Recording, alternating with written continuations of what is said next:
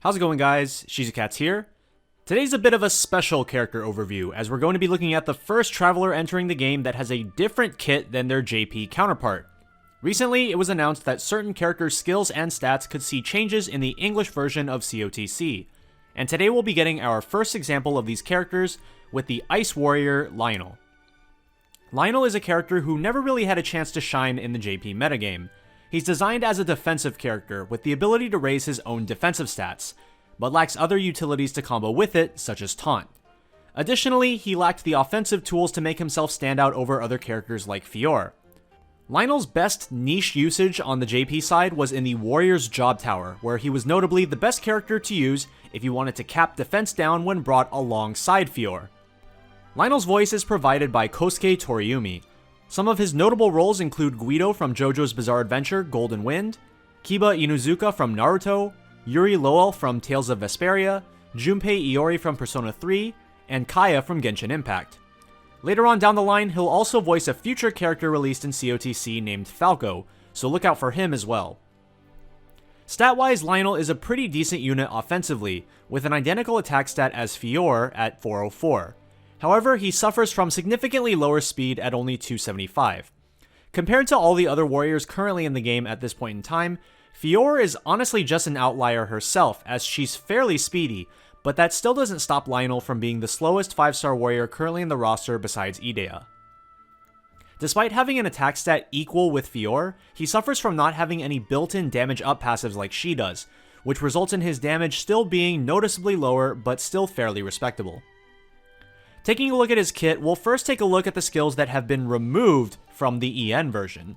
The first is his 2-star skill, which was a one-hit sword nuke, if you could even call it a nuke, with a measly 140 potency and dealt 10% defense down for 2 turns. Even despite its low power, the fact that the skill inflicted 10% defense down was definitely important for adding up with Fior's collapse charge in the warrior tower.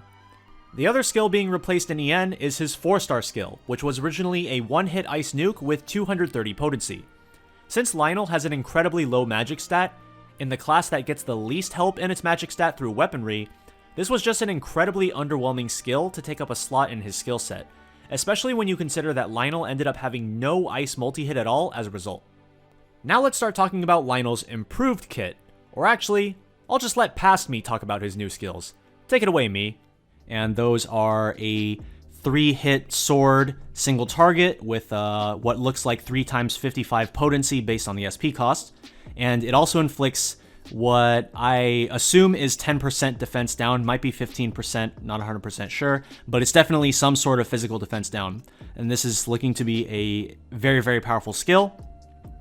And the second skill that they've previewed is a 3-hit ice single target, and based on the SP cost of that, it's looking to be 3 times 65 potency for the base potency. So there you have it. The 2 skills have been vastly improved, giving Lionel a 3-hit multi-hit single target in both directions. Additionally, despite his sword multi-hit having a relatively low potency at 3 times 55, it has a pretty cheap SP cost at only 30 SP per cast, and Lionel has better options for pure damage elsewhere in his kit. It pretty much goes without saying that these are both staple skills in his arsenal, and I would take these 2 with me pretty much everywhere I go. Now let's take a look at Lionel's other options, which exist in both versions of the game. First up, we have what is definitely going to be his go-to nuking option, Guardian Rage, which is only available as a 5-star unit. This is a 2-hit sword single target with a very high potency at 2 times 120. Additionally, it increases Lionel's physical defense by 20% for 2 turns. While this buff only has a 2-turn duration, it can be stacked with and extended by other characters' defense up buffs, the most common of which would probably be Glossum, who can apply a team-wide 20% attack and defense up for up to 5 turns. I typically recommend taking Guardian Rage as Lionel's 3rd slot as his preferred nuking option over his one-hit 230 nuke, as the 20% defense up is a very handy extra buff to Lionel's survivability. However, if you only have Lionel as a 4.5 star, the 230 nuke is perfectly serviceable. As an alternative to Guardian Rage, you could also consider taking his one-hit sword AoE, another 5-star only skill, into fights where multiple enemies are weak to swords. It has a very high potency for an AoE skill at 210, so it can inflict a ton of damage in the correct fights. Most of the other skills in his kit are just weaker versions of other skills. A weaker sword nuke, a weaker sword AoE, and a weaker version of his Guardian Rage. However, if you have a 4.5 star Lionel, you could consider bringing this nerfed version, Protective Slash, as his third skill, in situations where you feel the extra 15% defense up will help out your survivability. Otherwise, I would just bring his 230 nuke. As explained earlier, Lionel's passives are not geared towards boosting his damage directly like Fior's are. His 1-star passive increases both his defense and magic defense by 15% while he's inflicted with certain status ailments. His 3-star passive is identical to one of Teo's. At the end of each of the first 2 turns of battle, Lionel gets 1 additional BP. My theory is that this was implemented to help out Lionel's multi-attacking capabilities by letting him boost regular attacks, since his best multi-hit on release in JP was just 2 hits. However, in the English version of the game, he doesn't have the same problem.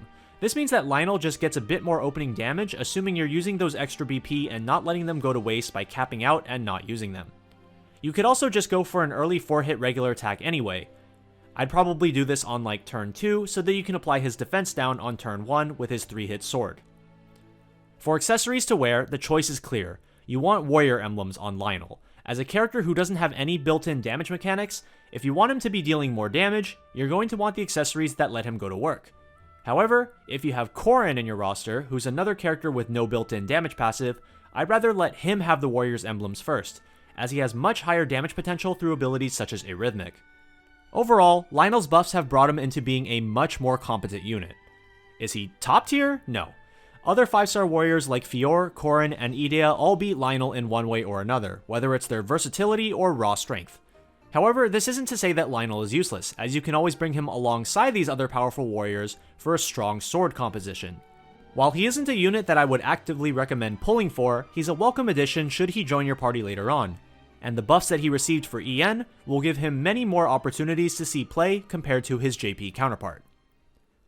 And that wraps up my Lionel review. This was pretty fun to do, as it's almost like a theory craft session, since I'm reviewing a character that I've never actually been able to play, despite having Lionel in my JP account. While I was originally concerned about the scale at which the EN buffs would go, I think that the amount of buffing they ended up going with was very appropriate, and I hope EN gets more buffs of this scale in the future. That being said, I wouldn't be opposed to seeing JP getting the same buffs as well, but I guess only time will tell. As always, if you have any questions, feel free to drop them down in the comment section below, and until next time, this has been ShizuCats. See ya!